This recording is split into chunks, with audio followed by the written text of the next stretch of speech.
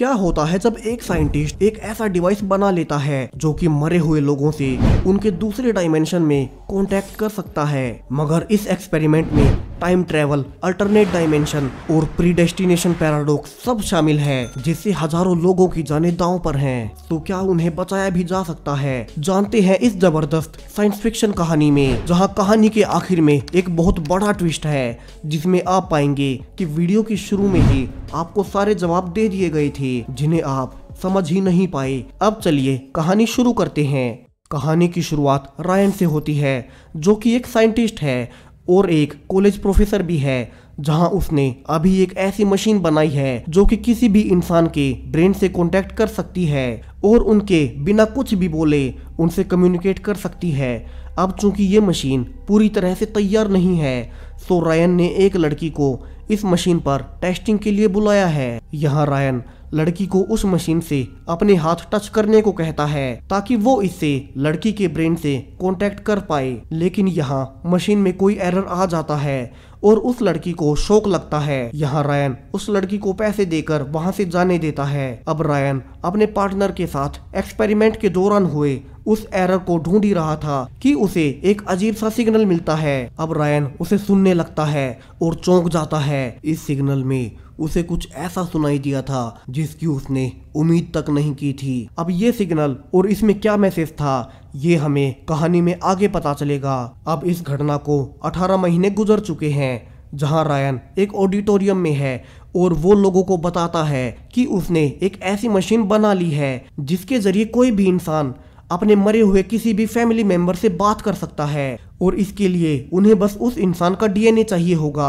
अब ये स्टेटमेंट वैसे ही इतना वियर्ड था कि कैसे कोई भी इंसान किसी मरे हुए इंसान से बात कर सकता है और साइंटिफिकली भी ये पॉसिबल कैसे है। सो इस पर कोई भी भरोसा नहीं करता। सो रायन उन्हें यकीन दिलाने के लिए एक ऑडियंस मेंबर टॉम को बुलाता है। यहाँ टॉम कहता है कि वो अपने पिता से बात करना चाहता है, जो कि कुछ ही महीनों पहले बीमार होकर गुजर गए थे। अब रायन यहाँ टॉम का डीएनए सैंपल लेकर मशीन में रखता है, क्योंकि डीएनए की मदद से ही वो कनेक्ट कर सकता है। यहाँ अब टॉम सरप्राइजिंगली अपने पिता से बात कर पा रहा था। यहाँ शुरू में तो टॉम को शक होता है, मगर फिर उसका पिता टॉम को ऐसी ऐसी बातें बताना शुरू करता है जो कि सिर्फ या तो टॉम को या फिर उसके पिता को पता थी। यहाँ सब लोग हैरान थे, जहाँ रायन कहता है कि उसकी मशीन सिर्फ डीएनए के सैंपल से ही मरे हुए लोगों से कनेक्ट कर सकती है, जबकि उसे अभी तक पता नहीं चल पाया है कि मरने के बाद इंसानों के साथ क्या होता है और उनकी चेतना कहाँ जाती है। अब ये फैक्ट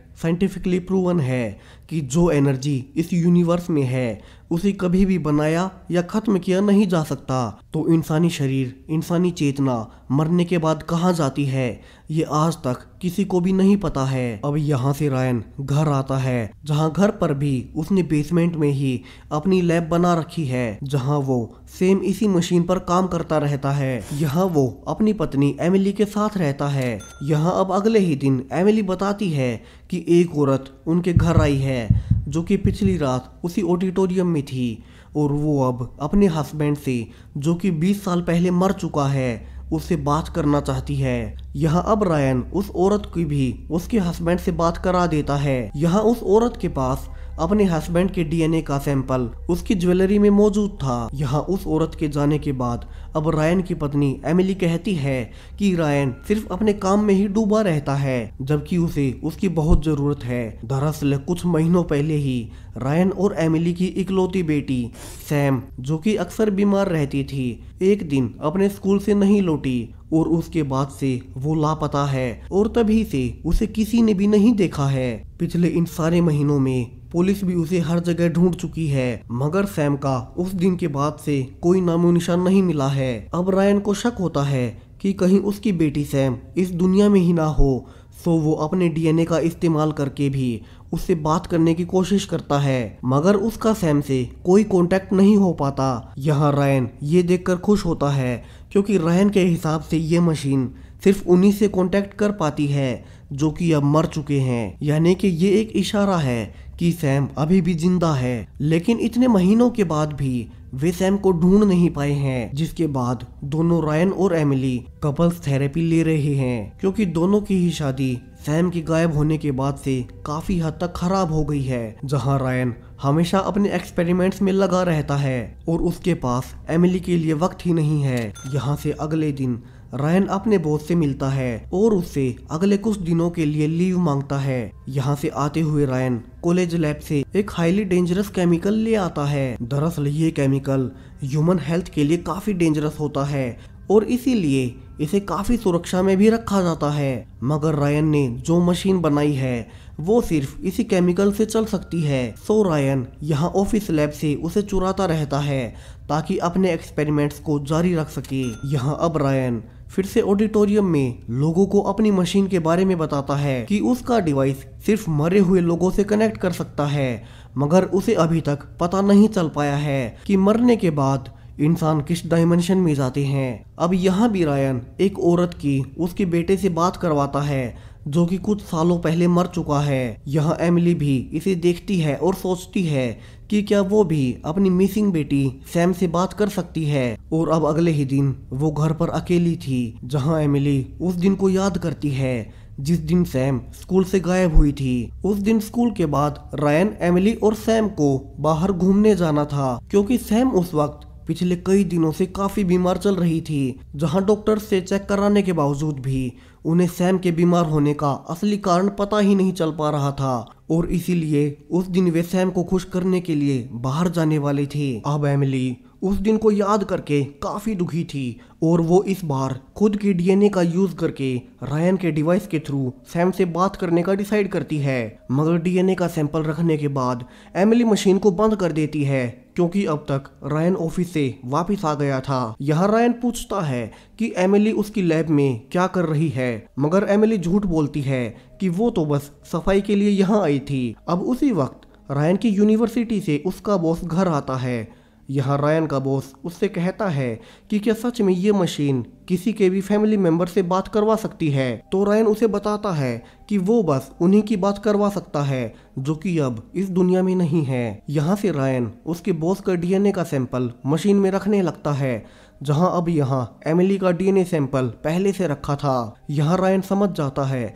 कि उसके पीछे से शायद एमिली ने सैम से बात करने की कोशिश की होगी। तो वो एमिली के सैंपल को अपने पास रख लेता है और अपने बॉस की डीएनए सैंपल से उसके पिता से उनकी बात करवाने लगता है। अब अपने पिता की आवाज सुनते ही बॉस चौंक जाता है और जल्दी से रायन को मशीन बंद करने को कहता है। यहाँ उसने ऐसा इसलिए किया क्योंकि उसके पिता अभी तक जिंदा थे।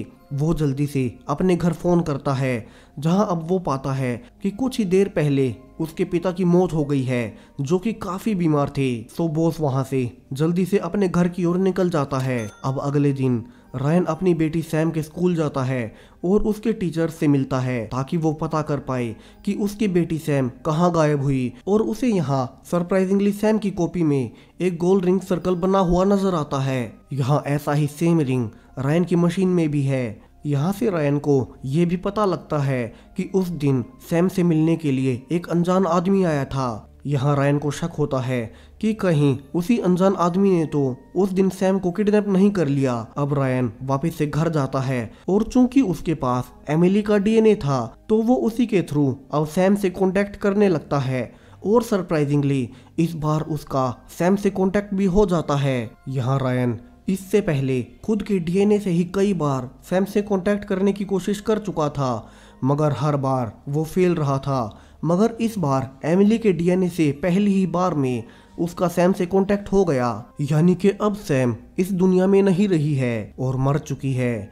यहाँ रायन रोते हुए पूछने की कोशिश भी करता है कि सैम को उस दिन किसने मारा, मगर सैम की आवाज कहती है कि उसे उस दिन के बारे में कुछ भी याद नहीं है। और फिर कनेक्शन टूट जाता है। अब रायन अंदर तक हिल चुका था, चूंकि उसकी मशीन सिर्फ मरे हुए लोगों से ही कांटेक्ट कर पाती है।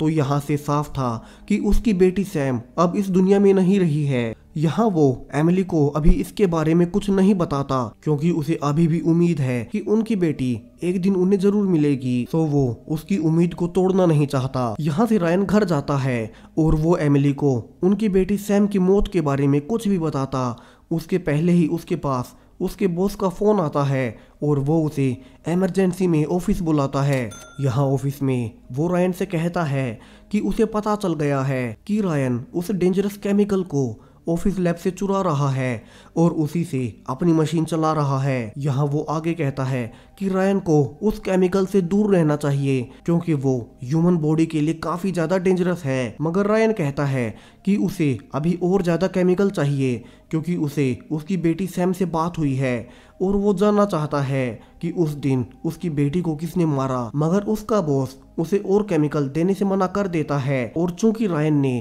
पहले भी लैब से वो केमिकल चुराया था तो इसी के कारण रायन को वहां से कुछ दिन के लिए सस्पेंड कर दिया जाता है। लेकिन रायन वहां से आते हुए भी फिर से लैब से और ज्यादा वही केमिकल चुरा लेता है ताकि अगली बार उसे उसकी जरूरत ही ना पड़े। यहाँ रायन के ऊपर अपनी बेटी सैम के बारे में और ज्यादा जानने का भूत सवार था कि वो उस दिन गायब कैसे हुई और बाद में मारी कैसे गई। यहाँ से वहीं अनजान आदमी दिखाया जाता है जो कि उस दिन सैम से स्कूल में मिला था और ये कोई और नहीं एमिली का एक पुराना दोस्त है जिसके बारे में और ज्यादा हम आगे जानेंगे। यहाँ रायन अपने घर आता है और फिर से अपनी बेटी सैम से कांटेक्ट करने लगता है जहाँ इस बार डिवाइस की पावर बढ़ाने के कारण रायन को सैम का एक साया दिखाई भी देता है। मगर यहाँ भी कांटेक्ट स्टेबल नहीं था सो रायन यहाँ से अगले कुछ दिन अपनी इस मशीन को ज्यादा से ज्यादा इनहेंस करने लगता है ताकि वो इस बार सैम के पास एक पोर्टल ओपन कर सके फिर चाहे वो जिस भी डायमेंशन में हो। वहीं एमिली पाती है कि उसी का पुराना दोस्त सैम से उस दिन उसके स्कूल में मिलने पहुंचा था तो वो सीधा उसी के घर पर जाती है। वहीं दूसरी ओर रायन ने फाइनली पोर्टल को डिजाइन कर लिया था और वो फिर से अब मशीन को ऑन करता है जहां इस बार तक मशीन काफी ज्यादा पावरफुल हो चुकी थी क्योंकि रायन यहाँ ना सिर्फ सैम से कांटेक्ट कर रहा था बल्कि उसके पास एक पोर्टल भी खोल रहा था। और इस बार पोर्टल खुलते ही सरप्राइजिंगली सैम उस पोर्टल से अब लैब में आ चुकी थी। रायन सैम को देख हैरान था, उसे यकीन ही नहीं हो पा रहा था कि उसकी बेटी जो इतने महीनों से गायब थी वो अब फाइनली उसके सामने है। रायन सैम को गले से लगा लेता है, उसे लगने लगता है कि उसने दूसरे डायमेंशन से जिसमें लोग मरने के बाद जाते हैं वहां से सैम को इस पोर्टल के जरिए ले आया है। यहाँ रायन सैम से पूछता भी है कि उस दिन सैम कैसे गायब हुई और उसे किसने मारा। मगर सैम काफी बीमार लग रही थी और उसे कुछ भी याद नहीं था तो रायन सैम को अपने कमरे में सुला देता है। वहीं दूसरी ओर एमिली अपने दोस्त से मिलने जाती है जो कि उस दिन सैम से मिलने स्कूल गया था। इसका नाम स्टीव है और यहाँ से एक बहुत बड़ा ट्विस्ट आता है। दरअसल स्टीव ही एमिली की बेटी सैम का असली पिता है। स्टीव का एमिली से पहले अफेयर था और उन्हीं के अफेयर के बाद सैम पैदा हुई। लेकिन रायन को अभी तक नहीं पता है कि सैम उसकी अपनी बेटी नहीं है और उसकी वाइफ एमिली ने उससे चीटिंग की थी। और यहीं से साफ होता है कि कहानी के शुरू में जब रायन खुद के डीएनए के सैंपल से सैम से कांटेक्ट करने की कोशिश कर रहा था तब वो बार बार फेल क्यों हो रहा था, क्योंकि सैम उसकी बेटी है ही नहीं। वहीं एमिली के डीएनए सैंपल से वो सैम से पहली ही बार में कांटेक्ट कर पाया। यहाँ स्टीव एमिली से कहता है कि वो उस दिन सिर्फ अपनी बेटी सैम से मिलने गया था और उसे नहीं पता था कि उसी दिन सैम गायब हो जाने वाली है और वो फिर कभी नहीं मिलेगी। यहाँ अब एमिली घर वापस आने लगती है।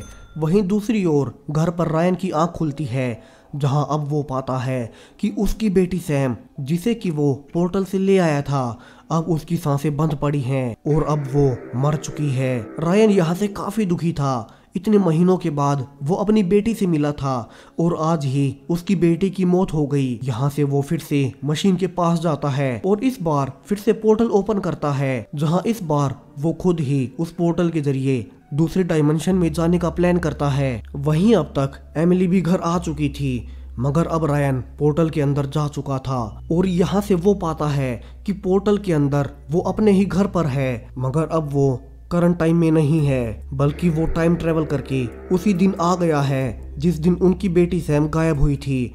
यानी कि रायन टाइम ट्रेवल करके पास्ट में आ गया जहां अब टाइम ट्रेवल के कारण उसके नाक से भी खून आ रहा है जो कि शायद टाइम ट्रेवल का कोई साइड इफेक्ट है। यहाँ सैम उसी दिन टाइम में पीछे आया है जिस दिन सैम गायब होने वाली है और यहाँ से वो पाता है कि सैम उठकर अपने स्कूल चली गई है। यहाँ से रायन काफी घायल था मगर फिर भी अपनी बेटी को बचाने के लिए उसके स्कूल पहुंचता है। वहीं दूसरी ओर प्रेजेंट टाइम में अब एमिली सीसीटीवी में देखती है कि वहां रायन सैम को उस पोर्टल से ले आया था। एमिली ये देखकर कमरे की ओर भागती है जहां अब वहां सैम की डेड बॉडी पड़ी थी, जिसे देख एमिली काफी ज्यादा रोने लगती है और अब वो फिर से लैब में भागती है ताकि रायन से इन सब के बारे में पूछ सके। वहीं रायन फाइनली सैम के पास पहुंच चुका था और वो उसे लेकर वहां से निकलने लगता है, लेकिन तभी सैम उसके हाथों से ही कहीं टेलीपोर्ट हो जाती है। यहाँ सैम टेलीपोर्ट होकर प्रेजेंट टाइम में चली गई थी जब पिछली बार रायन ने पोर्टल के थ्रू उसे निकाला था और अब रायन सब कुछ समझ चुका था कि अब तक जो कुछ भी हो रहा है, पहले सैम का गायब होना, फिर उसका उस पोर्टल से निकलने के बाद मारा जाना, इन सब का कारण एक ही है। और इसी बीच वो खुद भी प्रेजेंट टाइम में आ जाता है जहां एमिली पहले से रो रही थी क्योंकि उसे उनके बेड पर सैम की डेड बॉडी मिली है। यहाँ रायन एमिली को सब कुछ समझाना शुरू करता है और यहीं पर कहानी का सबसे बड़ा ट्विस्ट आता है। दरअसल रायन ने जो डिवाइस बनाया है वो कभी भी किसी मरे हुए इंसान से बात नहीं करवा सकता, बल्कि वो डिवाइस एक प्रकार की टाइम मशीन है जो कि समय में पीछे जाकर उनसे तब कांटेक्ट करता है जब वे जिंदा थे। और चूंकि ये मशीन उसी डेंजरस केमिकल से चलती है तो इससे काफी ज्यादा रेडियो एक्टिविटी पास्ट में जाती है, जिससे वही इंसान जिनसे रायन अब तक कांटेक्ट कर रहा था वे काफी ज्यादा बीमार हो जाते हैं और आखिर में मारे जाते हैं। यानी कि कहानी के शुरू से अब तक रायन ने जिन जिन इंसानों से कांटेक्ट किया है उनसे उनके घर वालों की बात करवाई है, उन सब की मौत का जिम्मेदार रायन ही है, क्योंकि जितनी बार रायन ने उनसे कांटेक्ट किया वो डेंजरस केमिकल उनकी ब्रेन सेल्स में चला गया, जिनसे वे बीमार होते चले गए और आखिर में मारे गए। और इसीलिए कहानी के शुरू में ही दिखाया गया था कि रायन की बेटी सैम काफी बीमार रहती थी, जिसे कि डॉक्टर्स भी ठीक नहीं कर पा रहे थे। वो बीमार ही इसलिए हुई क्योंकि भविष्य से रायन उससे बार बार कांटेक्ट कर रहा था। इसके अलावा पिछली बार जितने भी मरे हुए लोगों से रायन ने बात करवाई थी वे सब के सब बीमार होकर मरे थे, यानी कि पास्ट में रायन के कांटेक्ट करने से ही वे सब बीमार हुए और मारे गए। अब चूंकि उस पोर्टल से खुद रायन भी निकला है तो वो भी जल्दी ही मरने वाला है। यहाँ एमिली काफी दुखी थी कि रायन के एक्सपेरिमेंट की वजह से उनकी बेटी और बाकी के सैकड़ों लोग मारे गए हैं। ये एक प्री डेस्टिनेशन पैराडॉक्स बन गया है, यानी कि पास्ट में लोग मारे गए क्योंकि भविष्य में रायन उनसे बात करने की कोशिश कर रहा था और सैम कभी गायब हुई ही नहीं थी क्योंकि उस दिन रायन का फ्यूचर वर्जन उसे पोर्टल ओपन करके फ्यूचर में ले गया था जहां बीमार होने के बाद वो मर गई। और इसीलिए पिछले इतने महीनों से पुलिस उसे ढूंढ पा ही नहीं रही थी क्योंकि सैम कभी अपनी टाइमलाइन में थी ही नहीं। उस दिन स्कूल से फ्यूचर में जाने के बाद वो वहीं मारी गई और अब रायन को अपनी गलती का एहसास हो चुका था और वो एमिली से कहता है कि उसे ये भी पता चल गया है कि दरअसल सैम उसकी असली बेटी नहीं है, मगर वो अभी भी सैम से उतना ही प्यार करता है बेशक से वो उसका असली पिता ना हो। और अब वो सैम को और बाकी सबको बचाना चाहता है जो कि उसकी वजह से मारे गए हैं और उसके पास इन सब को रोकने का एक प्लान भी है। वो जल्दी से उसी डिवाइस से पास्ट में अपने पास्ट वर्जन को ये मैसेज भेजने लगता है कि उसे कभी भी ये डिवाइस नहीं बनाना है वरना सैम और बाकी सैकड़ों लोग मारे जाएंगे। और यही सब रिकॉर्ड करके वो अपने मैसेजेस को सिग्नल्स के जरिए पास्ट में भेज देता है जब तक उसने ये मशीन नहीं बनाई थी। और यहाँ से और बड़ा ट्विस्ट आता है जहाँ ये वही मैसेज था जो कि कहानी की शुरुआत में रायन को मिला था, यानी कि वो सिग्नल रायन के फ्यूचर वर्जन का था जो कि उस वक्त उसे मशीन बनाने से रोकना चाहता था। मगर हम जानते ही हैं कि उसी के 18 महीने बाद रायन ने वैसे भी वो मशीन बना ही ली और इस बार भी वैसा ही होगा, यानी कि जो हो चुका है उनका होना पहले से तय था और अब बार बार ऐसा ही होता रहेगा। और इसी शॉकिंग एंडिंग के साथ ये कहानी यहीं खत्म हो जाती है। अब ये मूवी काफी कंफ्यूजिंग थी जिसे मैंने कोशिश की है कि आपको अच्छे से समझा पाऊँ। तो अगर आपको मेरी मेहनत जरा से भी पसंद आई हो तो वीडियो को लाइक और चैनल को सब्सक्राइब कर थोड़ा सपोर्ट दिखाएं। Thank you.